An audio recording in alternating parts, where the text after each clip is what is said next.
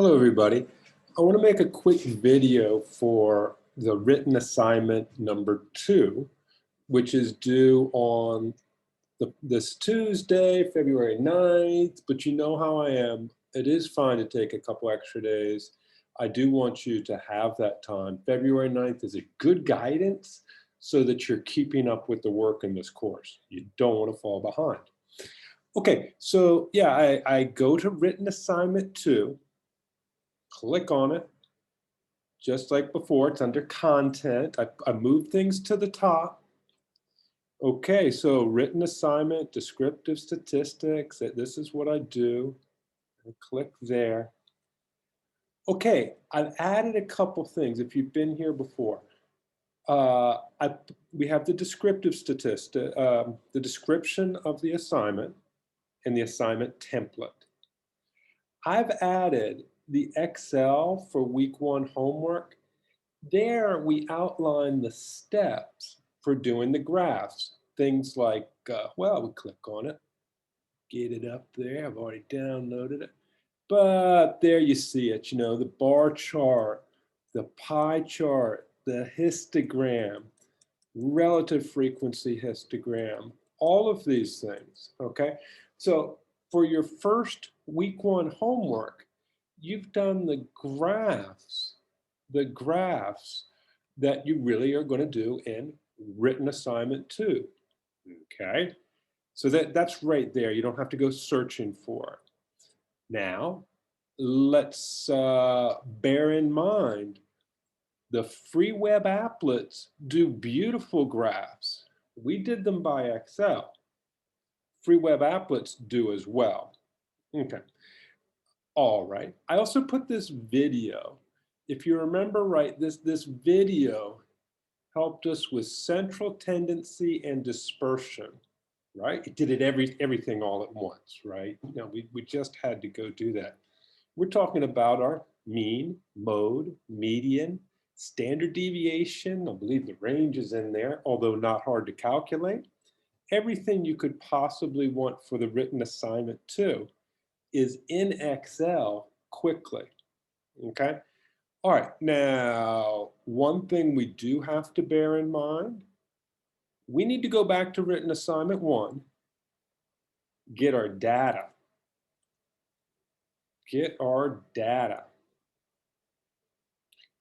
Now, you also have done your written assignment 1. You'll need your written assignment 1 for a couple of things. So I've got my data, my Excel data. Okay, back to written assignment 2. Well, I do what I do. I download the description. Very nice explanation of everything. Review from feedback. Go to your assignment from week 1. Get that feedback. There's some copy and paste again from there. Look at your data set. That's what I was talking about. You're going to need the data set from the other week. It's right there. You're not using all the variables. You're using the ones you said you would use. Right? In your written assignment 1, you said you would use specific variables. Look at that. Okay. And complete your data analysis, right? You're doing the measures of central tendency and variability. That you said you would. Okay, everybody did a fantastic job. I've graded your week 1, your written assignment 1. You have feedback. Nearly everybody chose great variables, which is the big thing. So a good written assignment 1 comes up here. Okay, again, I need to use the template. Here we go with our template, right? You know, we got a nice template here. This is what you turn in, please, as a PDF, please, as a PDF. When you save as a PDF, file, whoops, file, save as, you know, you do your save thing and you have a choice for PDF. Yeah, so that's a one-step deal. You can do that even, yeah, you can do that. Uh, all right, if not, I have to change them, which is a little bit of a pain to change it for 20 people. Okay, now as I go through here, name, instructor, date, remove all the red text. No RTF files, I can't deal with those. Okay, so yeah, use the scenario you submitted from the first assignment. This is what you said you'd do, right? You had your 2 SE, 1 was marital, everybody really good at that. You're supposed to choose 2 additional SE and 2 additional USD, the expenditures. Okay. Yeah, you either, I gave you feedback or I gave you a check mark. Copy paste, done. Table 1 done. Data set description and method of analysis. Okay, the description. Hey, you know, that's there in the data analysis. Let's see if I have it there. Ooh, where is that? I know I got my data set somewhere.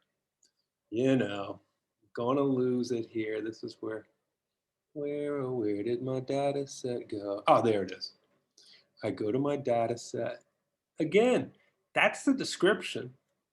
I mean, you could shorten it. You could put it in your own words, but you can also copy and paste. You know, there's no rule against that. If this is the description we give you, I, as a student and also as a teacher, don't see where I'm going to come up with a better description. So, hey, you know, take what you get. Let's see. Okay, now I'm searching for my template, right? This looks like, okay, here we go. So yeah, I put that here. Whoops, wrong, but you get the idea. That was copy and set and paste from the data set. From the data set. Oh gosh, I just can't help but do it, right? Yeah, where's the data set? Copy paste.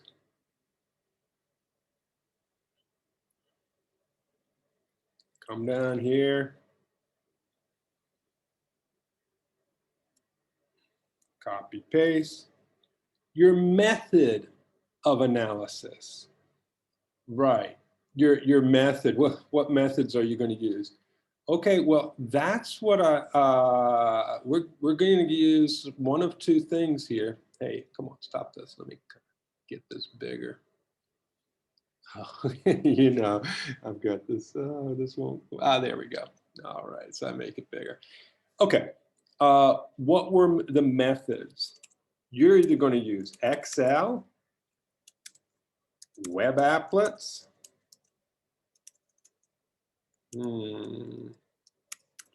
That's your choices. I mean, you go into the web applets and you very well may find something that you like better.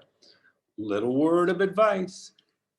Remember, when you're doing a histogram for Excel, you might need a frequency table first. You might need to actually put it into classes and do that step prior to making an Excel histogram. Okay, so be careful. I mean, your data may need to be grouped in classes before you do things like, oh, well, especially histograms. You know, you're going to need classes, and pie charts may not. You know, pie chart you may be able to do from just a pie chart. A pie chart you may be able to do just from a list, but the histograms in Excel generally required something more like a frequency table first. So that's some prep you may need to do. Now, bear in mind, you come back all the way over here. We go to our classroom. You look at free web applets. You've got every chart. I mean, these are super easy to use. Okay, don't be afraid to use them. I do like the mean, mode, median in Excel better. You get everything a lot easier, but that's up to you guys. Okay, so I'm buzzing through this, right? I'm just Excelling and web appletating my way through. Results, okay, yeah. Here, we start to go one by one, and we're doing each variable one at a time, right? So my income, okay? Okay, I put my measures, right? I did this in Excel, let's say. I did this in Excel. So yeah, okay, so they did a histogram, my graph. Up here, they're listing all their central tendencies and their measure of dispersions. Okay. Yeah, talk about the findings. This is, I really might want to see more things like a histogram. Looks normal, skewed, left or right, whatever the shape is, you've got to look at it and make some kind of shape, decision about the shape. Talk about numbers and shapes here. And we do that for graphs. We do that for the descriptive analysis, central tendency and dispersion. For each variable, variable 1, your variable 2, right? You're saying which variable you chose. Everybody here really has SC marital status. And, I think everybody had to choose mode for marital status. I think there's a few number of value type things in there. And for marital status, I believe everybody correctly chose either the pie chart or bar chart as their graph. All right, now it's not the most exciting variable we have here. Your descriptions, look at your pie chart, look at your bar chart. More married, more not married, about 50-50, more of one, more of the other. Might not be so exciting. We're doing that for every single variable. You're doing what you said you would, right? So you really need to look at the written assignment 1. Okay, everybody did a fantastic job. Everybody's got a strong start. I think 2 people had to change one variable because they chose 3 socioeconomic and 1 expenditure. That happened to a couple people, but the rest, you're just doing what you did. All right, so we are just describing what we see in shapes, what we see in numbers.